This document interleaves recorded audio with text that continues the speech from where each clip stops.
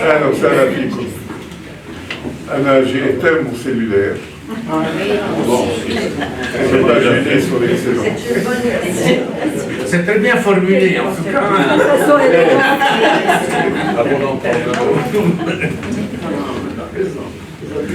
Avant d'oublier, je dois vous dire que la semaine prochaine, nous allons,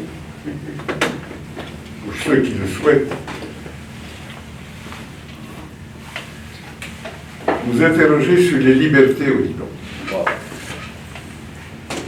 La rencontre s'intitulera Liban, virgule, liberté, au pluriel. Liberté et point d'interrogation? Non. Non. Point d'exclamation. Les deux personnes qui vont dialoguer ensemble devant nous seront le directeur de la Fondation Samir Assir et M. Michel Haji Georges. J'espère que ceux qui le souhaitent nous ferons l'honneur d'assister. Encore une fois, Monsieur le ministre Brahim Hanna a eu un parcours rare, rarissime. Il a bien sûr fait ses études d'ingénieur à l'université Saint-Joseph, puis il a été parmi les personnes distinguées à l'école des ponts et chaussées, puis il a suivi des études à l'Institut des études politiques, puis, chose rarissime, encore une fois, il a fait ses études de droit à Paris, puis une maîtrise de droit en droit des affaires. Et puis, il a mal tourné. Il est devenu, après quelques expériences en matière d'investissement, à la tête de l'UFI. Il a mal tourné parce qu'il est devenu ministre au Liban de la réforme administrative. Tu parles en connaissance de cause. Je suis extrêmement heureux de voir que cette rencontre s'organise naturellement autour de lui. Il va nous exposer aujourd'hui un projet national pour le Liban. Je ne veux pas commettre l'imprudence de m'interroger sur ce qu'il va dire. Laissez-moi lui dire tout simplement que nous avons confiance en une personne d'une telle culture, d'une telle intelligence et par-dessus tout, une personne engagée, un citoyen engagé au service du Liban. Vous êtes les bienvenus. Monsieur le ministre, vous êtes chez vous. Dites-nous quel est votre projet national pour le Liban. Merci. Comme d'habitude, je vais passer.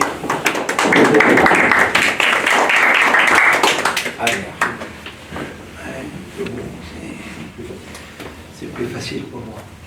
Excellence, chers professeurs et amis, je tiens à vous remercier pour cette bienveillante présentation et surtout pour votre accueil, votre hospitalité qui nous donne l'occasion de débattre de sujets d'intérêt en général, en dehors du vacarme ambiant. Vous connaissez tous la formule, la fameuse boutade de Sir Winston Churchill, comparant les conférences aux jupes des femmes, qui doivent être suffisamment longues pour couvrir un sujet et suffisamment courtes pour susciter l'intérêt. Mon ambition ce matin est de m'y tenir, de m'y conformer. Je vais essayer avec peut-être la prétention de susciter quelques questions, voire un mini-débat autour d'un sujet tellement délicat. Et je vous remercie d'avoir accepté de participer à cette causerie sur un sujet un peu rébarbatif. Mon approche est fondamentalement politique. Donc, pour les éminents spécialistes qui sont là, présents ce matin, je vais solliciter votre indulgence parce que je vais prendre quelques écarts avec la géographie des géomètres, voire éventuellement avec l'orthodoxie juridique. Mais ça, je suis excusable, je suis malouin. Et je vais, pour réconforter le ministre Najjar, je vais préciser que évoquer le projet national n'est en aucune façon une caution, encore moins synonyme de nationalisme ou de dérive nationaliste. C'est même le contraire. Bien comprendre un projet national, c'est, je suis sûr, l'antidote à toute dérive extrémiste. Je vais essayer donc de suivre la formation d'un projet national et ensuite envisager le cas du Liban et l'application pratique. C'est quoi un projet national? Le projet national, c'est la pierre angulaire, c'est véritablement la raison du vivre ensemble, du vivre et du faire ensemble, du vouloir faire ensemble. C'est ce qui nous retient tous ensemble autour d'un projet bien déterminé, autour un de mes meilleurs amis, ici présent, m'a interpellé l'autre jour. Qu'est-ce que tu as fait? Pourquoi aller choisir un sujet aussi clivant? Qu'est-ce qui t'a pris? Effectivement. Pourquoi parler d'un projet national à un moment où les crises se succèdent, un peu en escadrille, comme aurait dit le président Chirac, où elles sont tellement multiples et multiformes que les gens attendent des réponses plutôt concrètes, des réponses immédiates, ce qui se traduit dans l'opinion publique par une sorte de cacophonie, entretenue à la fois par les médias et par les politiques.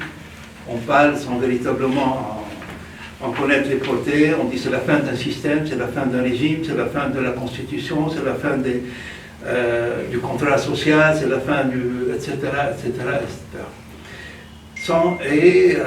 Sans avoir de projet alternatif à proposer, on va un peu dans tous les sens, parce que, et c'est justifié, parce que la crise est tellement profonde qu'on a des réactions qui sont un peu intempestives et erratiques. Mais c'est justement parce que la crise touche à l'existentiel qu'il faut revenir aux fondamentaux, qu'il faut revenir à l'essentiel, qui est effectivement le projet du vivre ensemble. La vie politique perçue par chacun d'entre nous peut être divisée en deux parties, que je me permets d'appeler constitutive et constructive. La partie constitutive est un peu tout ce qui concerne le passé, tout ce qui fait que nous sommes ce que nous sommes. La langue, la culture, la religion, le clocher du village, notre mythologie, plein de choses qui font ce que nous sommes. C'est notre identité. Et c'est un peu autour de cette identité qu'on se reconnaît. À tel point on se reconnaît qu'on est prêt à la défendre au prix de notre vie quand on la sent menacée parce qu'on se sent en cas de légitime défense. La deuxième partie, qui est la partie constructive, c'est plutôt le présent et le futur, c'est ce qu'on fait, c'est ce que nous faisons de notre vie, c'est ce que nous faisons avec nos partenaires, c'est comment nous gérons les biens, les moyens de production et la distribution des richesses. Et là, on n'est pas nécessairement stable, on peut avoir des idées évolutives dans le temps, changer de cap, avoir des projets contre d'autres projets, attendre, évaluer les actions, juger, éventuellement changer de direction. Mais ce que je voudrais simplement ajouter cette nuance entre les deux, si on est prêt à mourir pour la partie constitutive de notre être, on n'est pas du tout prêt pour mourir pour la deuxième, on ne meurt pas pour un taux d'intérêt. On ne meurt pas pour un taux d'intérêt, on ne met pas sa vie en danger pour un taux d'intérêt. Et depuis la sédentarisation, la vie humaine connaît beaucoup de cas de mise en commun, de partage, qui sont liés tantôt à des besoins purement opérationnels. On s'organise pour gérer la défense, pour gérer la gestion des lopins de terre, pour prendre conscience d'un bien commun, pour sa gestion. Et je vais, pour éviter d'aller trop dans les abstractions, je vais prendre l'exemple abouti de la création des sociétés commerciales pour, par analogie, essayer de suivre l'évolution d'un projet national. Dans les sociétés commerciales, des individus ou des groupes arrivent avec leur capital, décident de faire ensemble, se mettre ensemble, pour réaliser quelque chose en commun, un objet social, qui est l'objet social. Et cet objet social est quasiment non modifiable. C'est très difficilement modifiable, en tous les cas. On se met d'accord, on a décidé de faire ensemble, ce que les juristes appellent cette affectio societatis. On est là pour faire quelque chose ensemble, et ce quelque chose, c'est l'objet social. Et on ne change pas à la légère, on ne change pas à chaque bout de champ. Par contre, par ailleurs, il y a les statuts de la société qui prévoient la gestion de cette société, et cette gestion-là, elle est soumise, j'allais dire, au vote démocratique, parce que tous les ans, les assemblées d'actionnaires peuvent évaluer, demander des comptes, juger de la gestion, changer de conseil d'administration, nommer une autre direction. Donc il y a une partie qui n'est pas du tout soumise à vote, qui est cette partie constitutive, qui est le projet national, l'objet social, pardon, et il y a après la gestion, la gouvernance de la société. Il en est de même pour le projet national. Il n'y a pas dans le monde moderne de pays sans projet national. Surtout pour les pays relativement jeunes juridiquement, c'est-à-dire les pays issus des anciens empires. Parce que pour ces pays-là, avoir un pays n'est pas un droit acquis. C'est un droit qui s'acquiert par la démonstration d'une valeur ajoutée quelconque, qu'elle soit culturelle, qu'elle soit politique, qu'elle soit géopolitique. Il faut qu'il y ait une valeur culturelle, il faut qu'il y ait une valeur ajoutée, il faut que la communauté internationale trouve un intérêt quelconque à ce pays. Il suffit pour s'en convaincre de regarder nos amis, nos voisins kurdes. Ils sont plusieurs dizaines de millions, ils ont un territoire qui est plus ou moins bien déterminé, ils ont une langue, ils ont une ethnie, et jusque-là, ils n'ont pas de pays. Et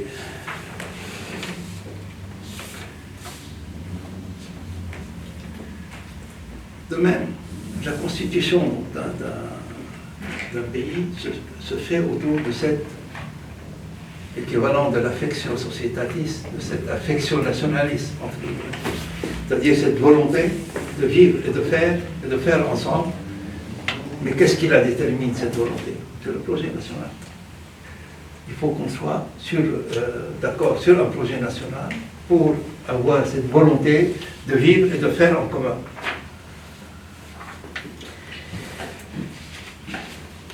Une fois qu'on a cet objet, ce projet national déterminé, le reste, vous savez, donc on a dit le projet national est très difficilement modifiable, c'est quelque chose de stable. Par contre, le reste, c'est-à-dire la gestion, elle est soumise au contrôle, aux élections, à l'alternance, à l'évaluation.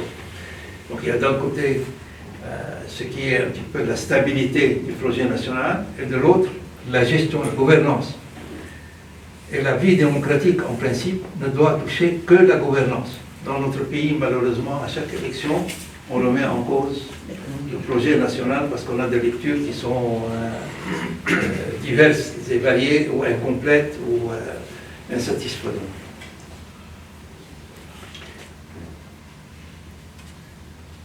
Quand on parle d'un projet national ou de nation, on peut pas, il faut absolument faire une petite référence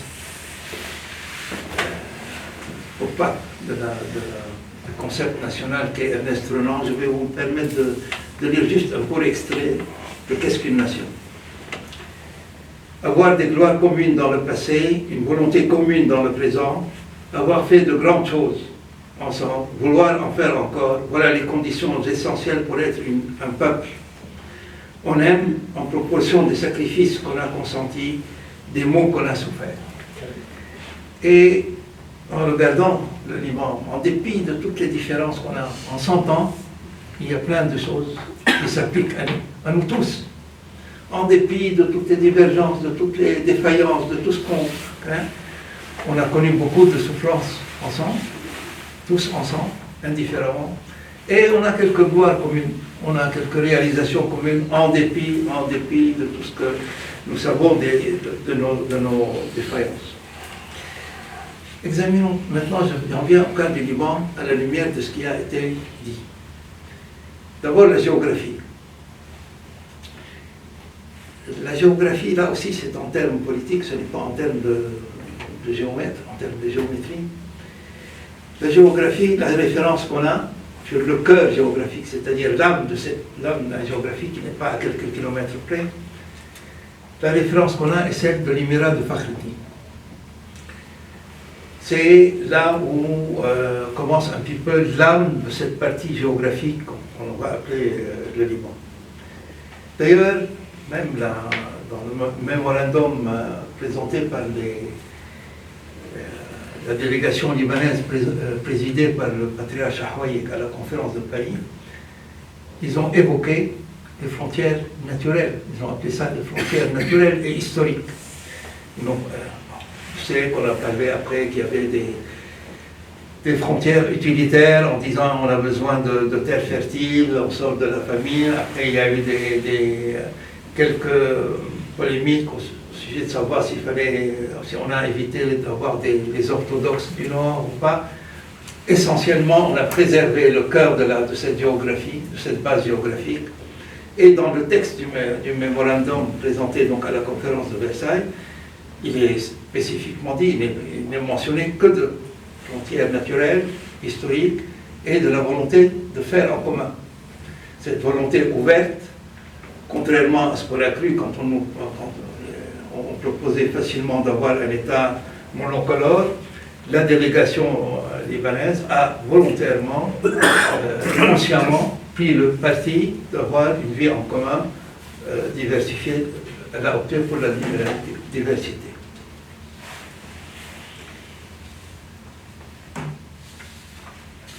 Ça, c'est, voilà, en quelque sorte, pour faire l'analogie, c'est un peu le capital qui est déterminé. Le territoire, on a le capital qui est déterminé. Pareil pour l'objet social, c'est-à-dire notre projet national. Un projet national doit, pour toutes ses composantes, représenter cette partie constitutive. Ça veut dire que chacune des composantes doit pouvoir retrouver dans son projet national sa partie constitutive. Parce qu'elle sera appelée d'une façon ou d'une autre, par patriotisme pieux, à vouloir donner sa vie pour défendre son pays. Et pour cela, je crois qu'il faut venir là aussi aux fondamentaux. À mon avis, il y a 3 caractéristiques fondamentales qui ont accompagné la vie de ce territoire, qui sont incontestables. La première, c'est que ce territoire, dans l'ensemble, a été gouverné pendant des siècles par des empires, byzantins et musulmans. C'est la première constante. Pendant des siècles, plusieurs siècles, on a eu cette administration. Deuxième constante tout aussi importante, sur ce territoire, on a eu tous les, moi je les appelle les réfusniks, tous ceux qui ont refusé ces empires. C'est-à-dire les maronites, les chiites et les druzes, qui ont aussi administré une partie de ce territoire à l'intérieur, refusant la facilité de vivre avec les empires, qui a donné un attachement viscéral à la terre, à des vies simples, relativement pauvres, mais qui ont entretenu leur identité. Troisième constante lourde, le pays est un littoral, c'est la mer. Et quand on vit la mer, l'appel de la mer, c'est la liberté, c'est l'esprit des échanges depuis l'origine des temps. Ce peuple qui a vécu là a eu véritablement vécu la liberté, les échanges, l'ouverture. Donc la liberté est devenue consubstantielle un petit peu à cette échelle. À partir de ce qui précède, qu'est-ce qu'on peut imaginer comme projet national homogène? Je vais essayer de ne pas aller très loin, mais je vais citer. Moi, j'ai recensé 4 types de projets nationaux. Je n'en ai pas trouvé de ces 4, il y en a peut-être, à partir de ce qui précède. Premier projet national éventuel, c'est-à-dire, des sociétés multiples, diverses, et il faut que chacune des entités vive de façon la plus homogène. Donc, pour reprendre ce que disait le docteur Wael l'autre jour, son identité profonde, qui est religieuse, et donc d'avoir des entités religieuses homogènes, un peu à l'israélienne. Deuxième cas de figure, ça peut avoir son nom, ça a sa logique. Ce projet national a sa logique. Deuxième type de projet national, c'est de dire, partant de l'histoire, ce pays a été un pays de minorité au sein du monde arabe. C'est-à-dire on est à la fois avec la bénédiction et le parrainage un petit peu du monde arabe, c'est-à-dire au sein du monde arabe, on crée un pays, un projet national de pays, qui est celui des minorités au sein du monde arabe. Ça a aussi sa logique, c'est un peu le projet subliminal syrien. Il y a une troisième voie qui consiste à dire l'histoire étant ce qu'elle est, nous avons tous assimilé notre histoire, on est au XXIe siècle, et là, il faut que un homme, une femme, un chrétien, un musulman, un citadin, un montagnard, tout ça c'est équivalent. On crée un État purement laïque.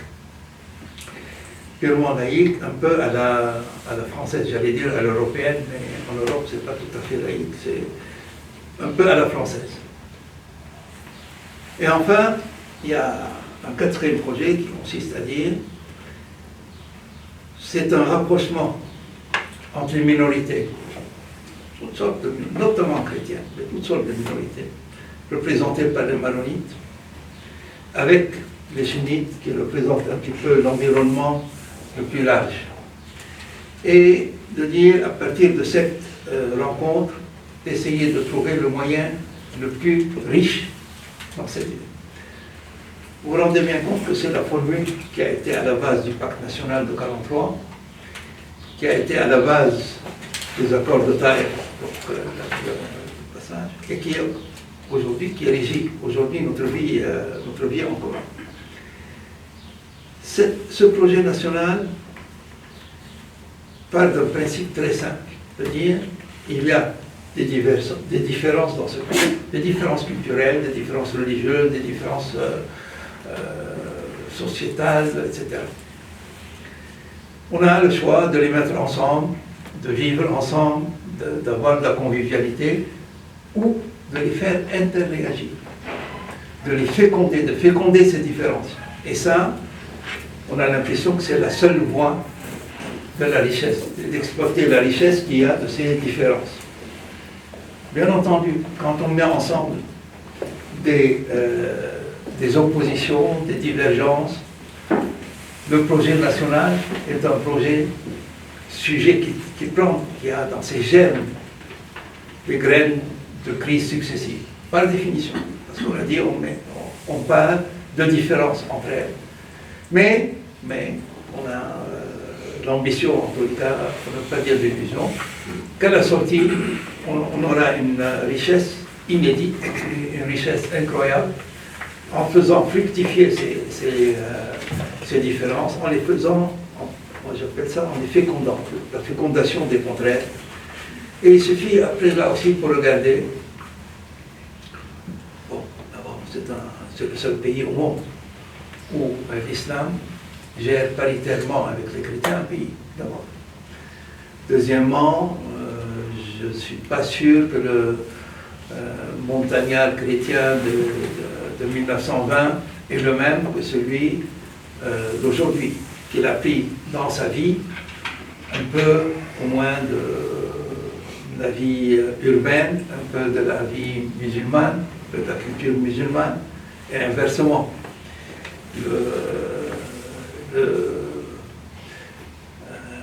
Pour ne pas parler en termes purement religieux, mais ça s'applique à toutes les confessions, à toutes les différences. Elles se sont fécondées. Et on a une culture qui est un petit peu différente de l'environnement, et même de l'environnement lointain, c'est-à-dire des Européens. Parce qu'elle est patinée, formée,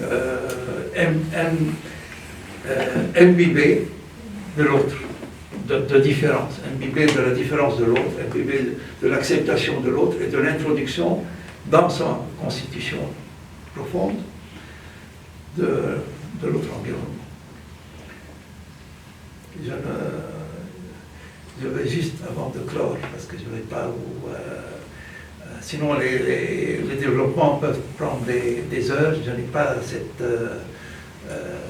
cette ambition ce matin. Je voulais simplement ouvrir une porte, une fenêtre, sur une méthodologie, sur la réflexion. Et je voudrais simplement ajouter, pour ne pas qu'on se perde, qu'un projet national, fut-il confessionnel, n'implique pas du tout, que la gouvernance soit essentiellement une gouvernance confessionnelle et avec les muhassasa et les répartitions qu'on connaît. On peut tout à fait avoir un projet national qui est ce qu'il est et avoir une gestion, une gouvernance qui est complètement déconfessionnalisée ou qui est fondée sur le seul mérite, etc. etc. Je vous remercie de votre attention. J'espère ne pas avoir été très absent.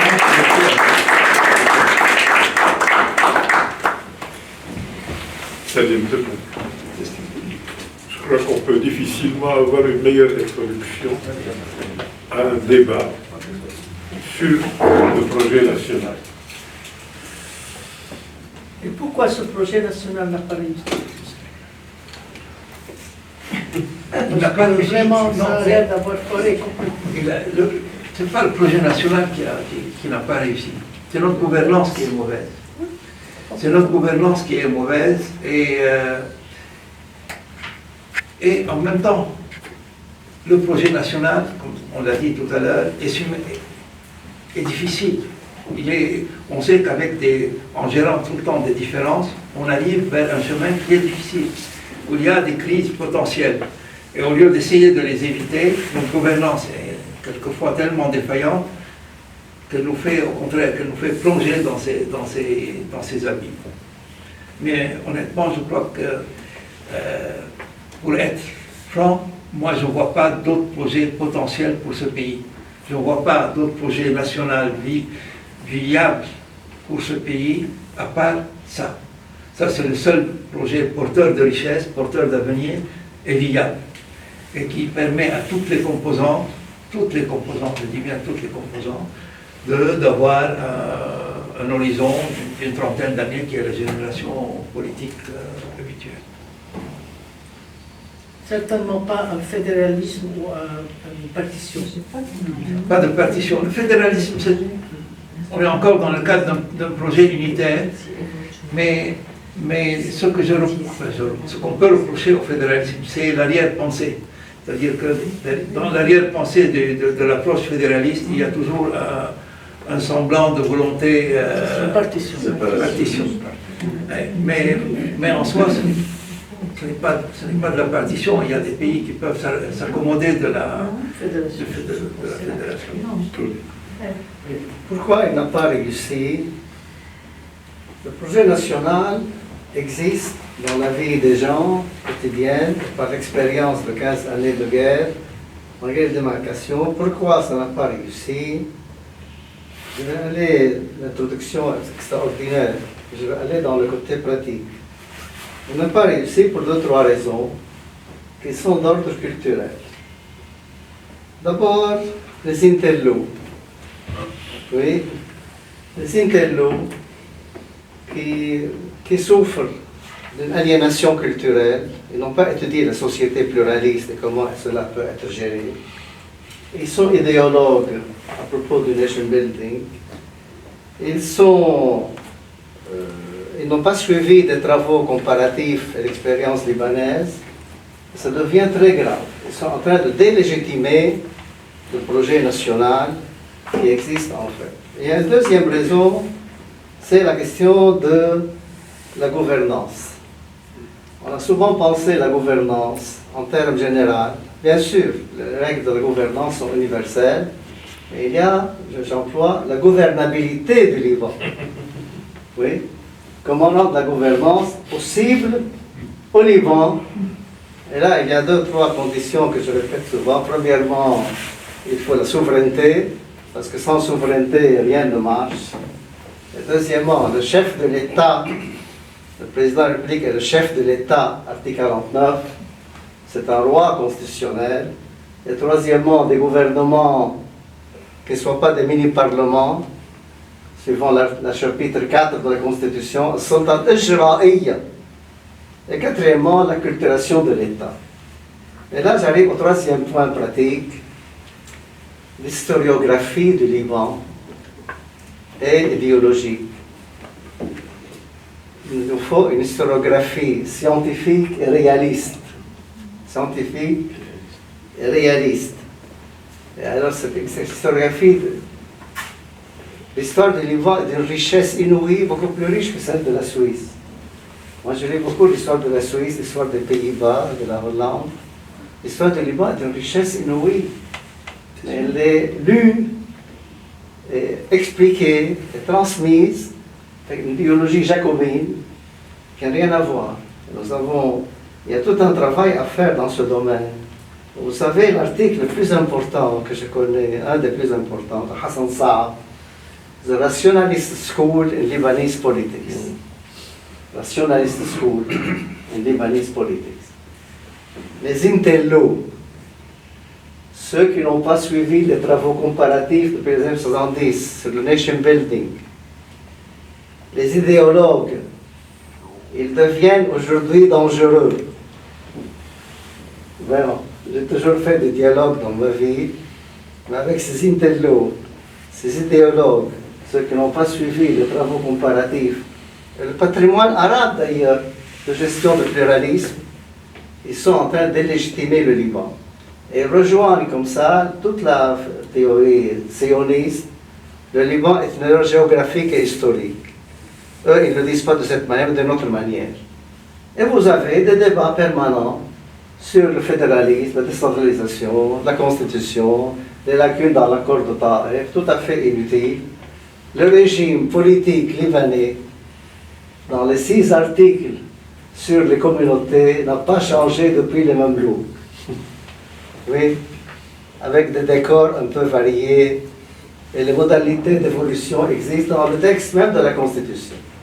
Ça, c'est un travail culturel, et je crois que nous espérons le faire dans les nouveaux programmes d'enseignement qui ont été approuvés au Sérail. C'est un problème d'historiographie, d'intello aliéné. Voilà. Merci.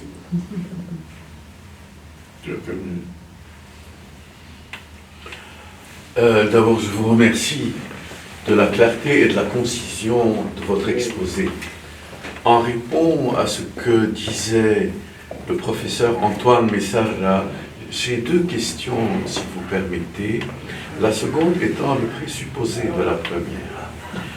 La première question porte sur le concept de nation que vous avez donné selon la définition d'Ernest Renan. A-t-il une valeur absolue partout et en tout lieu? Est-ce que ce concept de nation que définit Ernest Renan est-il le même que la nation européenne où, au sein d'une même cité, en Europe, dans l'Europe médiévale, plusieurs nations cohabitaient ou habitaient. Donc, je m'interroge sur la validité universelle de ce concept de nation et de l'État-nation qui en découle. Ma deuxième question, qui est le présupposé de la première, avant la nation, n'y a-t-il pas l'individu, le citoyen, que vous n'avez pas évoqué? Vous avez évoqué les groupes, les composantes de cette nation plurielle, mais comment vais-je m'interroger en 2023 sur mon statut individuel de citoyen? Où est le citoyen dans le patchwork que vous-même, vous avez si brillamment ébauché? Merci. Merci.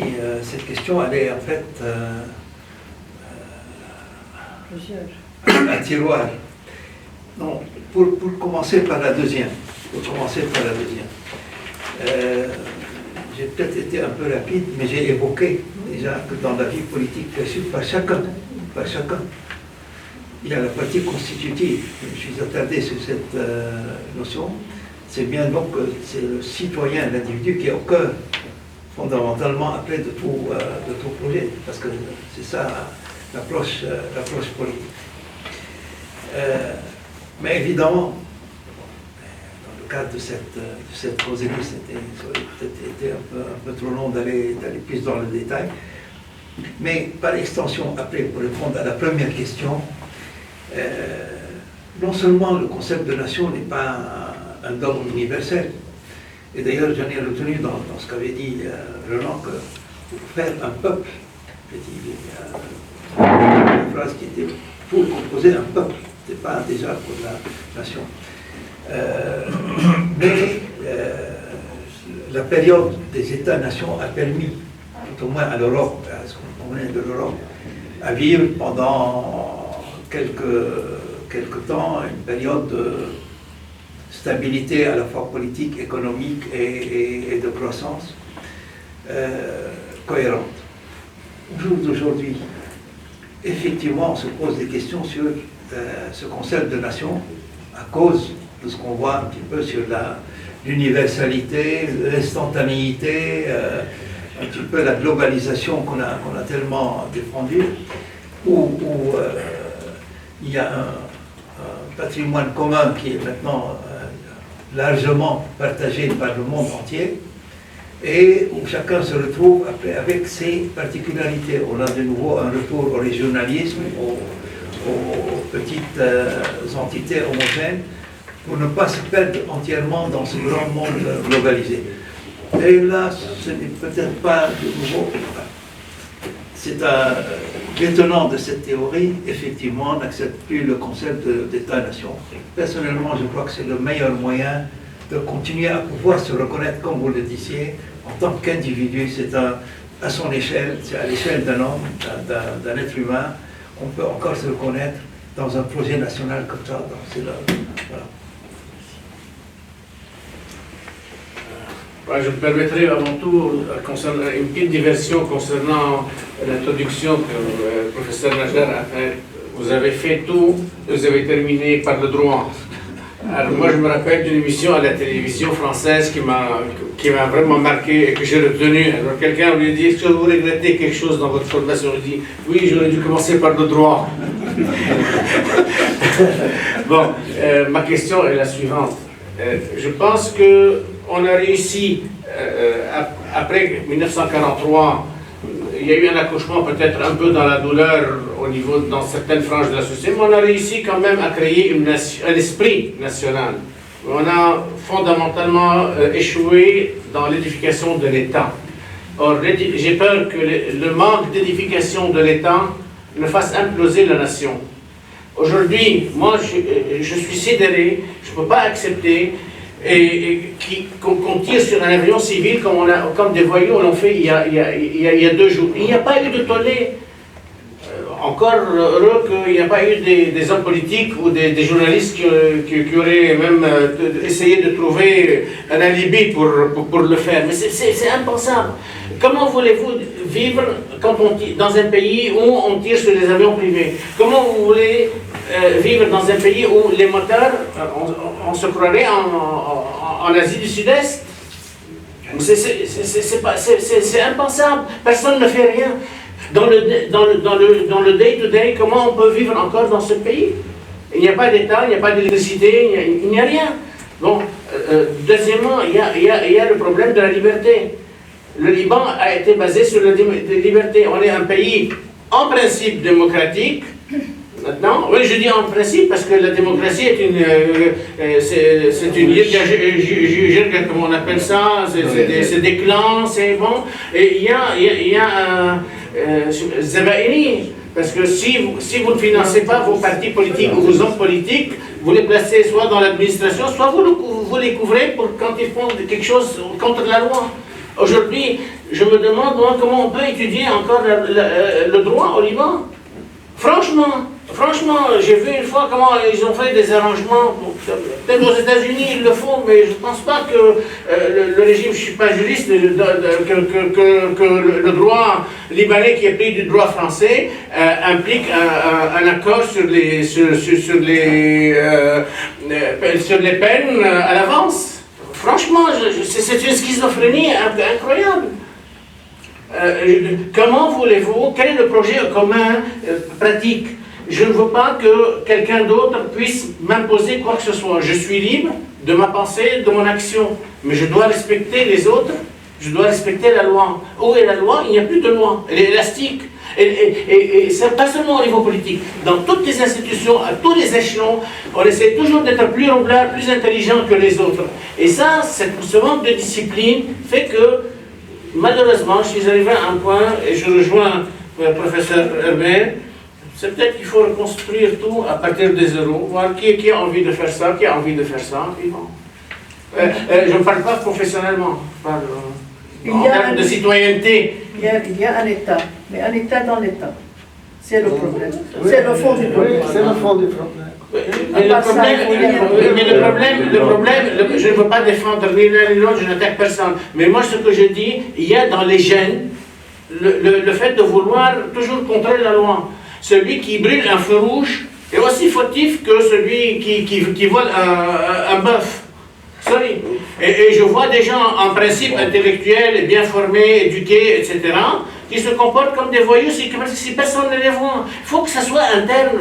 Or, malheureusement, dans l'instruction que l'on donne aujourd'hui, ce n'est plus l'instruction qu'on donnait avant 1975. C'est un esprit de... je ne sais pas, appelez-le ce que vous voulez. C'est la loi de la jungle. Qu'est-ce que vous en pensez? De toutes les façons, il n'est pas facile de gouverner des Libanais, parce que chacun n'en fait qu'à sa tête. Si on peut gouverner les Libanais, s'il y a un État unique, pas deux États. Chaque individu se prend pour... Parce que le Libanais se comporte. كل واحد بيقول لك ما بتعرفي من منك كل واحد اللي وساطه الجنوب c'est une phrase que l'on entend c'est l'éducation, ça c'est l'éducation de la citoyenneté et il n'y a pas de citoyenneté au Liban, c'est ça ce qui est moi je trouve que tout ceci relève de l'exceptionnel et de l'exceptionnel et du provisoire. Ça ne peut pas durer. Il y a une phrase de Caton qui dit « On ne tue que ce que l'on remplace ». L'État libanais, le projet national libanais, tel qu'il a été conçu, il a été critiqué de toutes parts, mais il est irremplaçable. C'est une constante depuis 100 ans. Il y a eu à sa droite des gens qui voulaient le détruire et envisager des solutions fédéralistes et partitionnistes. Ça n'a pas abouti, ils se sont eux-mêmes dilatés. Et d'un autre côté, il y a eu des positions extrêmes à sa gauche, voulant hic et nunc, ici et maintenant, un État laïque, ça n'a pas abouti. Il y a des faits. Nous sommes 4,5 millions, peut-être 5 millions, on n'en sait pas. On en a actuellement 2 millions aussi de réfugiés qui pèsent sur le sol national et qui commencent à constituer un danger, mais ça rentre aussi dans le domaine du provisoire. Il faut protéger le projet national. Et ce projet, il n'y en a pas d'autre. Il faudra, je crois, le professeur Msarra a parlé de du rôle de chef de l'État et des nations. Vous avez cité, Monsieur le ministre, il y a un opuscule d'un évêque maronite en 1840 qui vantait les mérites de la nation maronite comparée à la nation druze. Il l'envoyait au consul français. Il y avait une idée dominante chez les maronites qu'ils constituaient une nation, comme ils le disaient, les Français le disaient d'eux, une rose parmi les épines, et que cette nation avait droit à un État. Une fois que cet État a été conçu, leur génie a été de transformer cette nation à la prussienne, à l'allemande, une seule langue, une seule religion, les mêmes traditions, vers une nation à la Renan, ce vouloir vivre collectif. C'est ça le génie. Mais il y a eu toujours chez eux aussi cette tendance hégémonique. Couplée aux tendances velléitaires des autres, ça a conduit à la guerre civile. Je crois que la seule solution, avec le problème des armes notamment que vous avez signalé. Je l'ai bien signalé. Oui, mais c'est important. Toute la solution, c'est que les maronites retrouvent dans ce pays leur rôle inclusif. Ils sont les seuls à pouvoir jouer un rôle fédérateur inclusif, non pas pour accéder au pouvoir, mais pour employer le pouvoir comme moyen de ciment national pour tendre la perche à toutes les composantes et reconstruire l'État. Et je crois que l'élection présidentielle qui va se profiler tôt ou tard est un passage obligé pour ceci. Quitte à ce que la Providence choisisse le bon personnage. Bravo, des quatre propositions, pas propositions, des quatre types de projets national. Lequel vous choisirez? Celui dans lequel nous sommes. Parce que j'ai dit que c'était le seul viable, le seul porteur. Donc, comme monsieur... Comme le professeur Zé. C'est le seul. On peut, c'était un peu de la théorie de dire qu'il y en a quatre, parce que dans la même logique que j'avais développée, on peut trouver quatre logiques différentes. Pour moi, la seule viable, la seule véritablement porteuse d'avenir, porteuse d'un projet riche de richesse, c'est celle-là, c'est celle que nous vivons. Et quand on parle de régime, enfin, on a un excellent régime, on a un régime parlementaire démocratique. Après, ce sont des choses sur lesquelles on greffe d'autres choses. Ça, c'est ailleurs. Mais on n'a pas d'alternative. Et recommencer à zéro, je crains que dans l'environnement, on sera englouti avant même d'avoir commencé à réfléchir à ce point-là. Ce sera la fin de toutes les particularités dans cette région. Et ça, c'est purement et simplement suicidaire. Donc, là, bien entendu, le professeur Zreb et le professeur Msarra ont mis les cadres, mais pour que ça soit gouvernable, et c'est toujours gouvernable. Quand on le veut. Mais quand on le veut, c'est toujours gouvernable. On a eu des expériences qui ont fonctionné. Ils sont pas nécessairement tout le temps durables, mais dans la gouvernance, on est moins bien maintenant qu'il y a quelques années.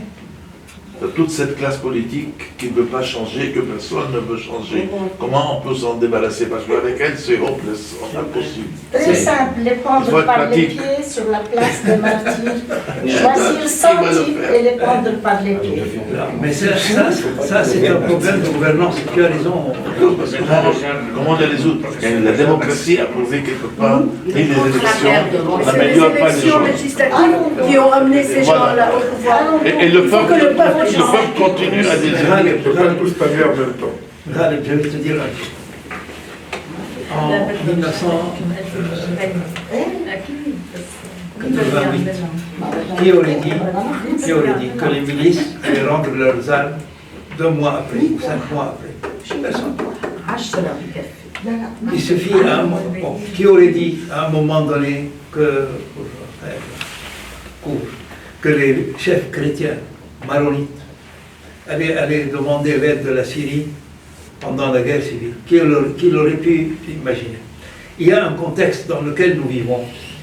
Ce contexte régional peut influencer, peut changer beaucoup de choses. Ce qui nous paraît aujourd'hui infaisable, impossible, il y a des contextes régionaux qui peut-être demain matin amèneront peut-être pas à changer toute la classe politique. En tous les cas, la guerre civile, au moins chez certaines communautés, a changé toute la classe politique. C'est débarrassé de toute la classe politique. Qui était mieux avant. Non, mais oui, on a donné au Seigneur de la guerre la possibilité de venir, mais Parce qu'un des problèmes que nous avons eu, c'est que cette guerre il en a résulté un gouvernement, on a donné aux milices et à leurs gens toute la totalité de l'autorité et du pouvoir. On n'a pas soldé la guerre. Et on continue. On n'a pas soldé la guerre. On n'a pas soldé la guerre. Hopeless. On n'a pas soldé la guerre. C'est juste pour confirmer ce que nos professeurs ont déjà dit. Quand le prophète Mohammed a émigré de Quraysh vers Mecca, on a appelé Al-Madina, dès qu'il est arrivé, ils ont édité quelque chose qui s'appelle Aqd al-Madina, Ittifaq al-Madina. C'est l'État-nation. Il parle Madina, c'est-à-dire la nation. Et dès qu'il est arrivé, il a édité ce Aqd et il a dit la farqa bayna muslimin wa yahudi wa nasrani, c'est-à-dire il a considéré que tous ces citoyens c'était des citoyens. Donc il faut revenir qu'on ne peut pas construire ni avec la confession, ni avec l'isolation. On ne peut qu'en dans un État-nation avec la Constitution. Donc c'est pour revenir à votre quatrième projet, qui est essentiellement maintenant à faire, à appliquer. Et c'est avec ça que nous devons travailler maintenant, pour contrer toutes ces, disons, ces projets de fédéralisme et de les choses qui sont absolument inapplicables aujourd'hui. Je suis tout à fait d'accord. Simplement, la constitution de la Madina a été après révoquée quelques années après, malheureusement. Malheureusement. Ça n'a pas duré. Non, par le prophète lui-même, elle a été révoquée. Jean-Marie, tu voulais poser une question? Oui, le projet Nation, dans la formule, vous vous dites, c'est comme une société qui se gère, avec les actionnaires, etc. Comment faire en sorte que ce projet Nation au Liban puisse exister lorsque le monde entier n'est pas géré comme une société, vu que la majorité est loin de décider et que ce sont des minorités qui sont en train de prendre des décisions. Et ceci est obvious. C'est une déviance démocratique, ça. Ce que tu veux dire, c'est que la démocratie est en train d'être dévoyée. Voilà, la gestion du monde n'est pas démocratique. Parce que la démocratie est dévoyée. La démocratie est complètement dévoyée. Alors comment réaliser cela dans un petit pays comme le Liban, avec toutes les variables que cela comporte? Mais ça laisse supposer que s'il fallait aller dans ce sens-là, qu'une oligarchie vienne gérer le pays. C'est encore une plus mauvaise solution. C'est encore pire. On va aller encore plus bas. On essaye d'avoir une démocratie. Enfin, on rêve d'une démocratie qui fonctionne à peu près. C'est le... On ne va pas paraphraser Churchill, c'est le meilleur... moins mauvais système. Qu'est-ce que tu veux? Les variables sont très importantes ici. À mon avis, il y a un chapitre variable qu'il faut bien développer. Variable? Oui, tout ça. Monsieur le ministre, c'est les maronites aujourd'hui qui demandent la séparation et la fédération. Certains maronites. Les partis politiques. C'est une mentalité maronite. Non, et même j'ai eu une discussion il y a quelques jours avec des personnages maronites et je me suis bagarrée pour cette idée de séparation. C'est en train de s'installer dans même la population, un peu partout, ils ne veulent plus vivre avec Hezbollah et tout le balad. Comment faire comprendre à ces maronites qui ne sont pas ici, bien sûr, que c'est à eux de mener cette idée et cette vague de non-séparatisme et ne pas se mettre dans l'idée confédération qui ne va pas marcher. Hein, ce sera la guerre entre les cantons si jamais il y a un lieu de ça. Donc, il faut commencer par là. Modestement, Oui. La méthodologie que j'ai suivie vise à faire ça, c'est-à-dire à essayer d'expliquer petit à petit comment on a un projet national, quel est le projet national viable. Une fois que les maronites comme les autres l'ont compris, ils auront une approche qui doit être beaucoup plus rationnelle. Mais moi je crois qu'on a pendant très longtemps confondu les projets nationaux. Je vais donner un exemple. Je n'aime pas parler trop de la période de la guerre, mais pour parler des maronites. À un moment donné, les maronites ont été à la fois chez les Syriens, pour leur dire nous sommes des minorités, etc. Ils ont été chez les Européens en leur disant c'est nous les Européens, l'Occident, la démocratie, la laïcité, pas de... Ils ont été chez les Arabes pour leur dire oh, les sunnites et nous, le pays, l'arabisme, etc.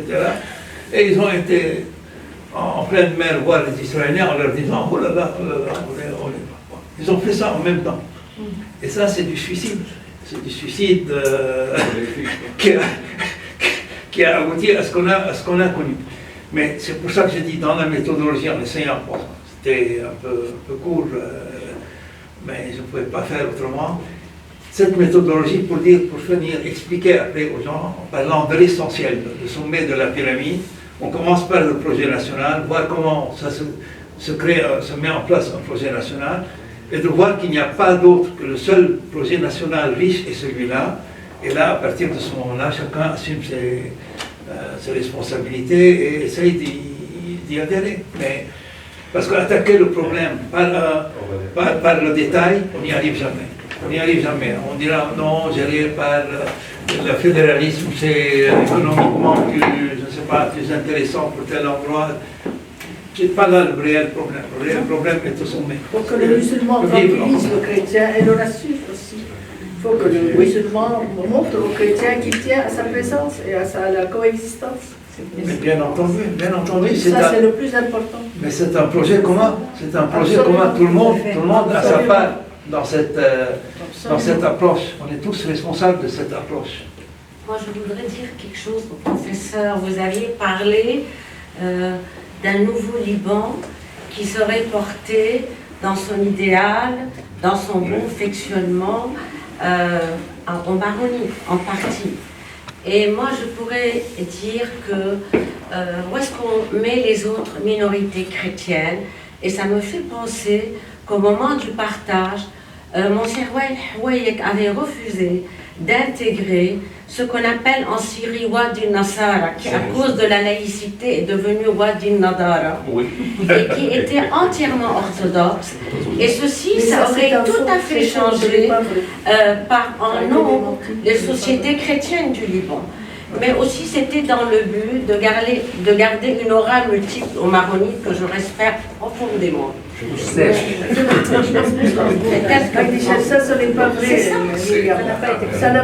Ça n'a jamais été prouvé. Non, ça a été.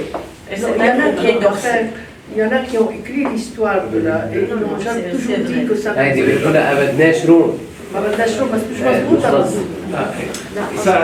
a été dit dans les cercles des mondains, dans les cercles peut-être religieux, mais à aucun moment chez les décideurs chrétiens de l'époque, pour les appeler comme ça, ou les maronites, ça n'a été vraiment le cas. Je crois que c'est à la limite une véritable volonté d'ouverture qu'ils ont manifestée, alors que la position française était autre. La proposition française n'était pas aussi ouverte, pas du tout. Qu'est-ce qu'il en est? Qu'est-ce qu'il en est? Est-ce que c'est vrai que les... Non, il y a eu cette rumeur que le patriarche ne voulait pas ajouter le Wadi al-Nassara, mais que par contre on est arrivé au port de Damas. Et que donc certains envisageaient d'englober à un certain moment même Damas à ce nouveau État. Mais enfin, tout ça, c'est parce que réellement, ce qui a été fait, c'est pas la délégation de Houayik, c'est la délégation qui a finalisé, c'est la délégation présidée par Shukrallah Khouri de Kessim. C'est lui qui a finalisé les frontières et c'était vraiment des raisons utilitaires, couplées au fait que le poids démographique à l'époque ne pesait pas beaucoup parce que c'était une relation de classe. On considérait que ceux qui étaient rattachés appartenaient à des classes qui travaillaient dans des terres appartenant à des chrétiens, et donc dans leur majorité, et donc ça ne posait pas de problème, et les grandes familles musulmanes, on pouvait traiter avec. Mais ceci a changé. Le patriarche Houayik lui-même a changé. Il n'évoquait plus la nation maronite, mais il évoquait la nouvelle nation libanaise fondée sur cette association de minorités que Michel Chia a avancée. En tout cas, s'ils ont à l'époque commis un péché mortel, il faut leur donner la chance d'expier leur faute.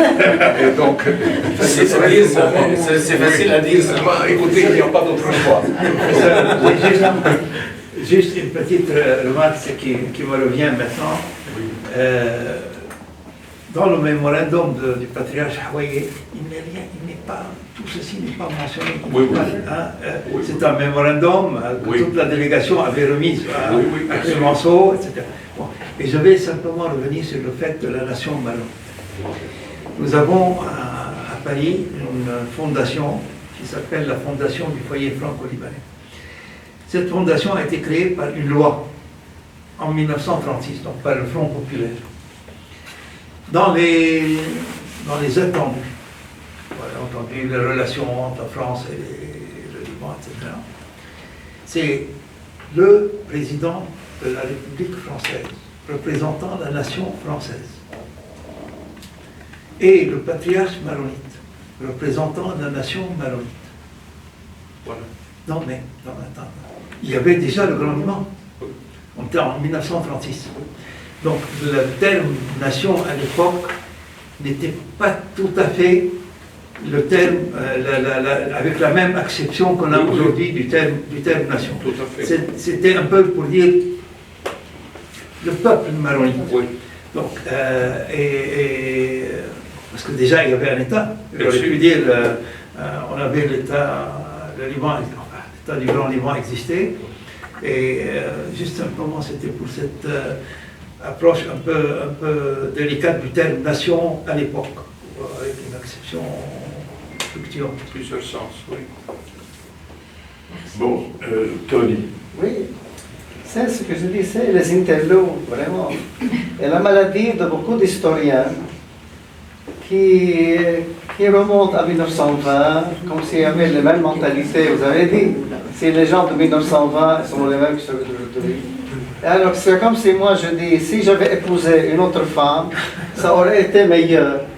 C'est une hypothèse. Mais à quoi ça sert? On s'inscrit en faune. À quoi ça sert?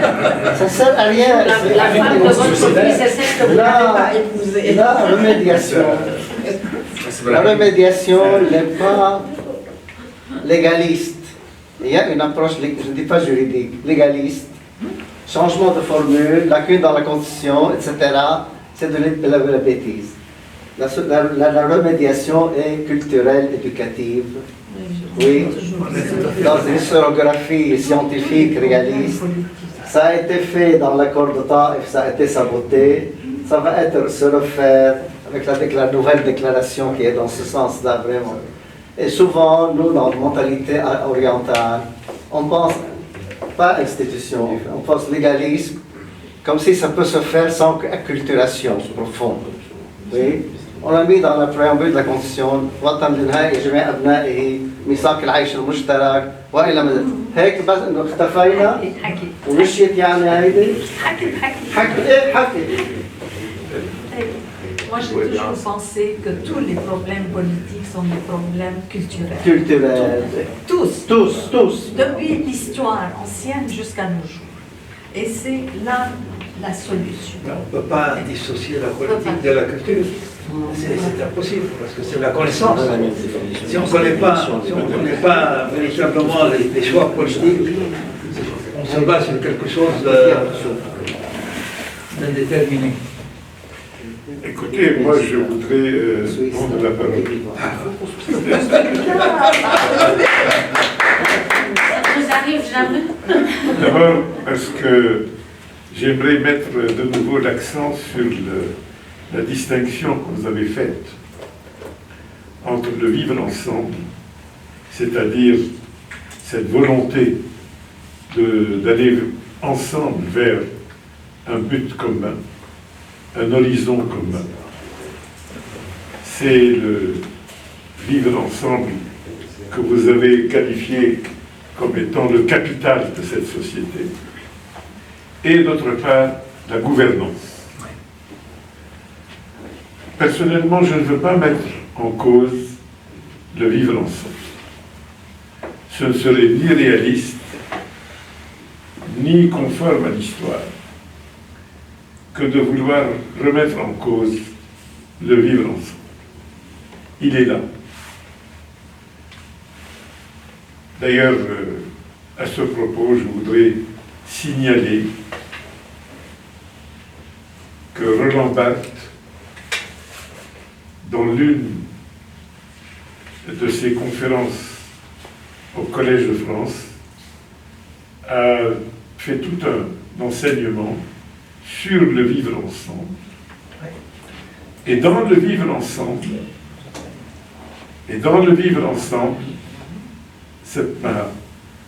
il y a quelque chose qui intéresse les composantes de la nation libanaise. Il y a cette idée de rythme. Roland Barthes fait état d'un mot grec, rhythmus, qui veut dire un temps de retard. Pour vivre ensemble, il faut respecter les temps de retard des autres. Les Grecs sont partout. C'est grâce à ce respect du temps de retard, du rythme de l'autre, qu'on peut construire ce vivre ensemble.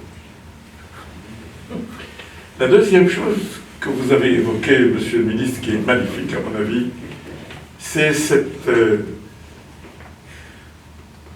idée de gouvernance. Je trouve qu'elle est très claire, qu'elle a le mérite de dire des choses de manière simple. Aujourd'hui, au Liban, comment organiser la diversité pour préserver la pluralité, mais l'unité. Nous ne pouvons garder l'unité sans organiser la diversité, sans respecter la diversité, sans respecter l'autre. Nous ne pouvons pas construire un État, une gouvernance, sans que nous sachions comment organiser cette diversité. Et là, je voudrais vous dire 2 ou 3 petites choses qui n'ont pas grande valeur, mais qui me tiennent à cœur. Chacune des composantes de cette nation libanaise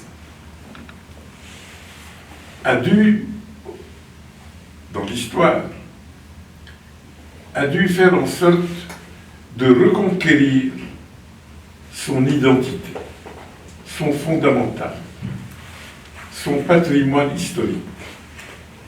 Je vais vous donner un exemple. Lorsque l'Empire ottoman s'est effondré,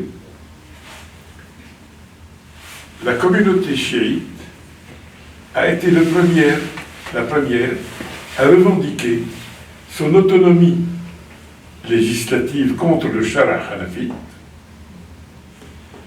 et à revendiquer l'autonomie de ses juridictions Ja'fari, contre les juridictions hanafites de l'Empire ottoman.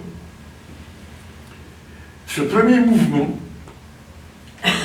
a été un mouvement de vouloir reconquérir l'identité chiite dans un pays qui était à l'époque à majorité chrétienne et sunnite.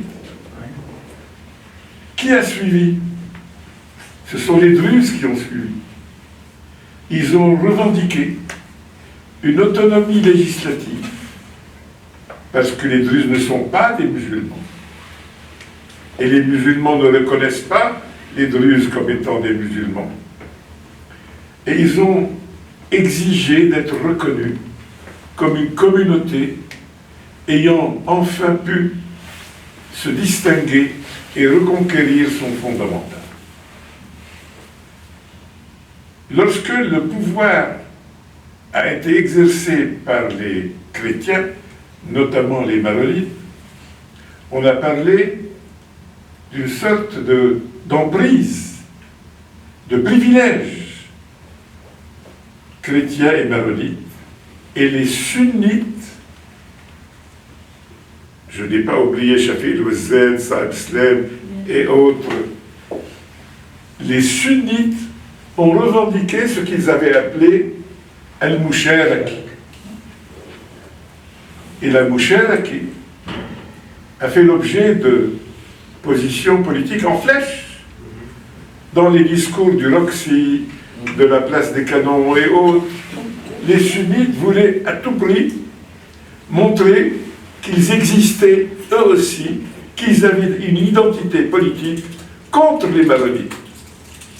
Et c'est comme ça qu'on a créé une Musharaki, et c'est comme ça qu'en 1984-85, on a créé la commission de réforme constitutionnelle qui avait pour unique mission de mettre par écrit et de modifier la Constitution pour consacrer les coutumes constitutionnelles, c'est-à-dire pour consacrer les pouvoirs des sunnites aux côtés des maronites. L'Araf, Tadwin, l'Araf, Dusturi. Moi, je me souviens que Rachid Krami nous avait reçus avec Amir Jumaïl pour nous dire, nous sortons des deux conférences de Genève et de Lausanne, nous avons créé ce comité de réforme constitutionnelle. Votre mission est de traduire par écrit les coutumes qui étaient déjà en vigueur. À l'époque, les chiites étaient encore dans l'ombre des sunnites.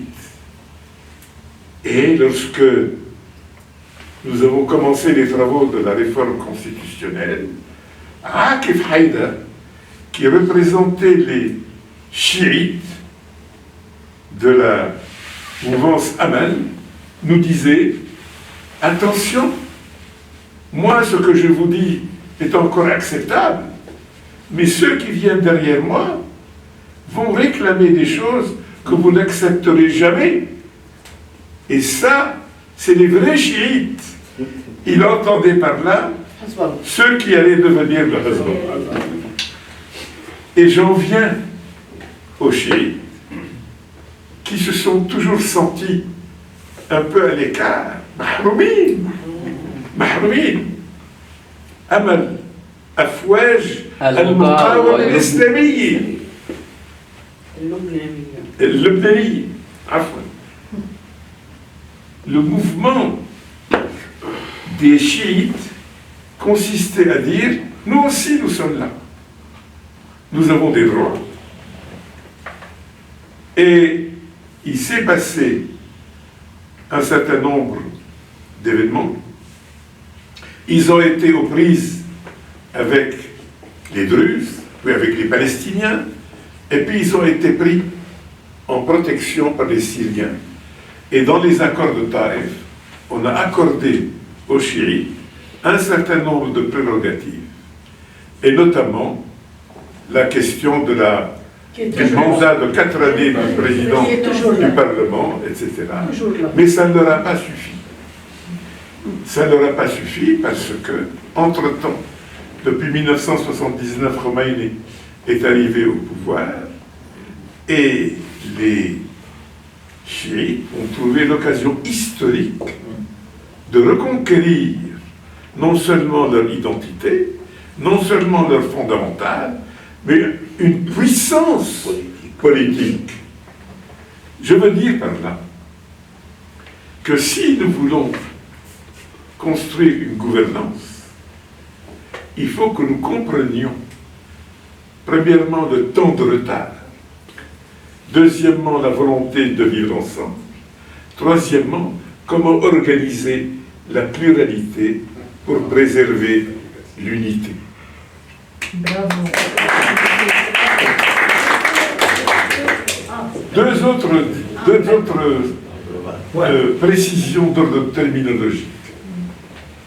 Monsieur le ministre, vous avez parlé de nation. Vous avez parlé de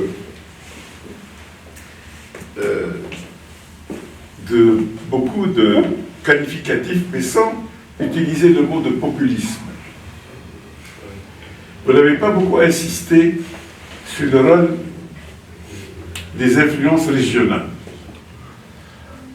Moi, je partage totalement ce que vous avez dit, et ce que Tony a dit, et ce que M. Zreb a dit, et d'autres.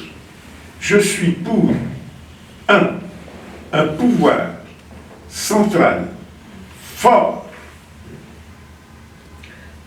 pouvant organiser la gouvernance,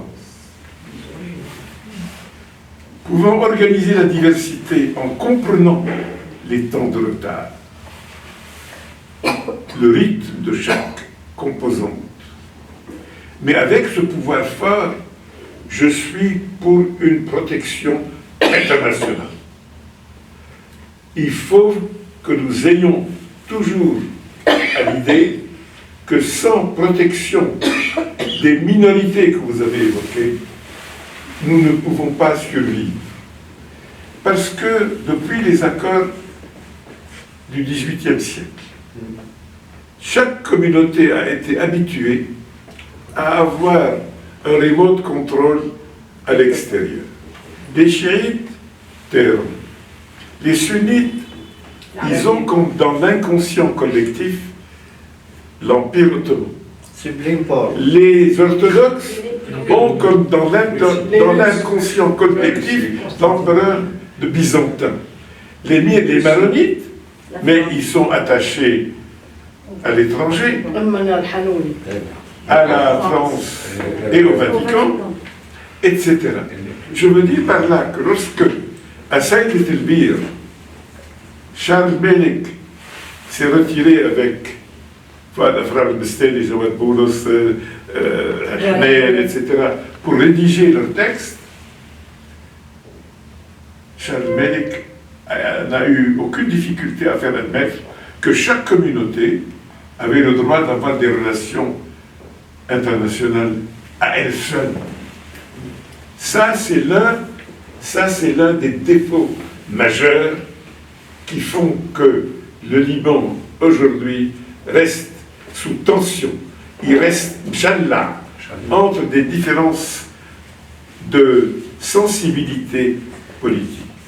Il nous faut un gouvernement central fort, avec une protection du centralisme politique par des gouvernements étrangers et arabes.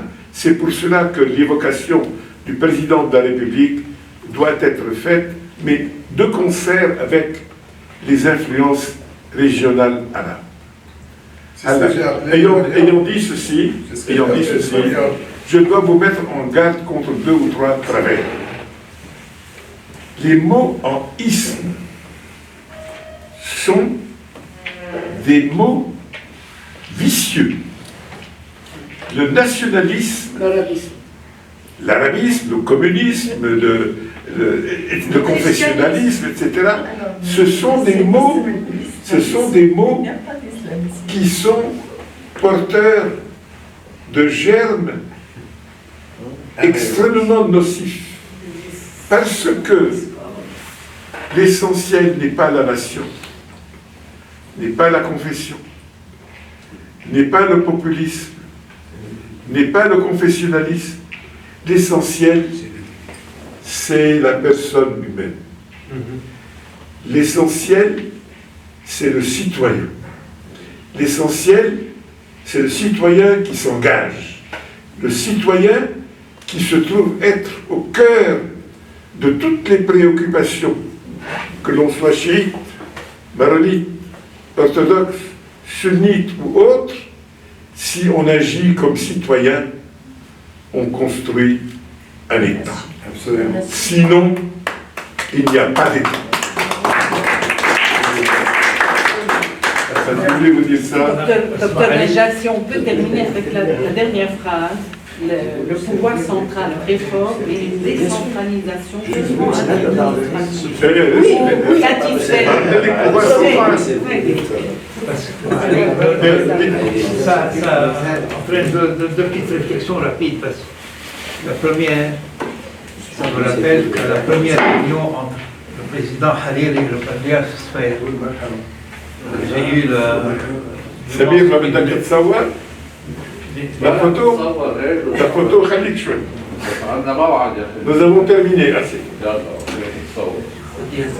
J'avais eu l'immense privilège d'organiser une première réunion entre le patriarche Sfaïr et le président Hariri en 86. À cette première réunion, pour revenir tout à fait à ce que vous disiez, le président Hariri a dit au patriarche Sfaïr. Le patriarche a dit, bon, mais je ne savais pas qui c'était. Vous pouvez aussi la voix si vous voulez. Oui. Bon, je reprends. C'était, pour rebondir sur ce que vient de dire Brahim. À la première réunion entre le président Hariri et le patriarche Sfaïr, ils avaient organisé en 86 à Paris.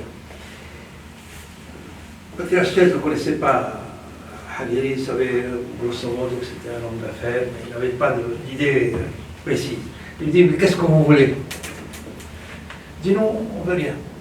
On veut simplement remettre dans les textes les coutumes, la coutume. العرف بدنا نحط العرف بالنص بس انه شو قال له يعني الاستشارات فمثل انه الدستور القديم ما كان فيه استشارات هي استشارات رئيس الحكومه مع قال له هيك c'est pour reprendre Qui a dit ça, Hariri? Hariri, c'était la revendication de Hariri.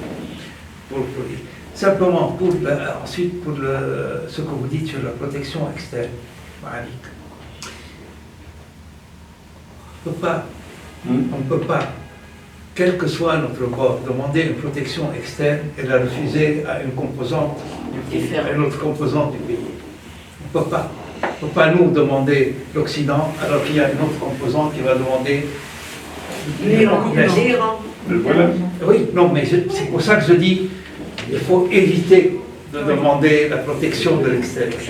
On a la seule chose qu'on peut demander, c'est d'être en harmonie avec ce qui est notre fond.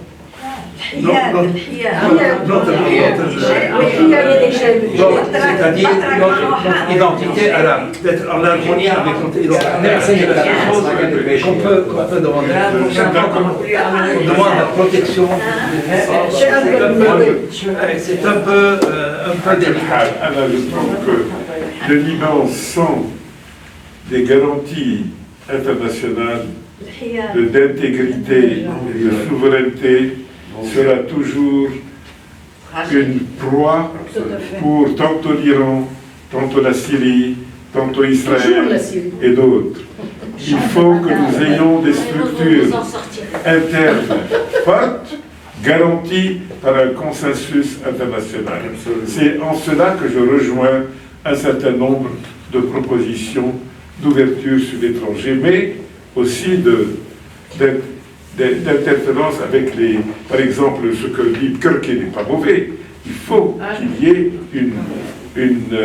un consensus international pour préserver les structures fortes libanaises. مش هيك أنا ما فيني أتكل على اللبنانية لوحدهم ضد إيران. C'est pas possible. Voilà d'autres sourires, voilà d'autres Israël. Il faut un minimum. Il faut un minimum. À quel hal, Monsieur le ministre, vous avez présenté l'essentiel d'un projet national. C'est tout un programme. Moi, à mon avis, ça devrait faire l'objet d'une quinzaine de séances de réflexion. Bien sûr, c'est le cœur. C'est le cœur du sujet. Et pour cela, j'aimerais... que nous soyons protégés par des organisations. Pas une communauté, la totalité. C'est-à-dire, docteur Chalabi a dit, et nous pensons aussi, moi personnellement, que l'idée de Hiyad est très convenable pour le Liban. Ça prend du temps, comme même en Suisse, ça a pris des siècles et des siècles. Mais aussi, il faut commencer à expliquer que veut dire Hiyad pour les Libanais. Voilà, alors je ne voulais pas dire ça. lui-même, vraiment, du point de vue... Ah, mais je ne suis pas pour le Hiyad. Je suis pour l'internationalisation de la neutralité. أنا بعدين نحكي فيها يعني.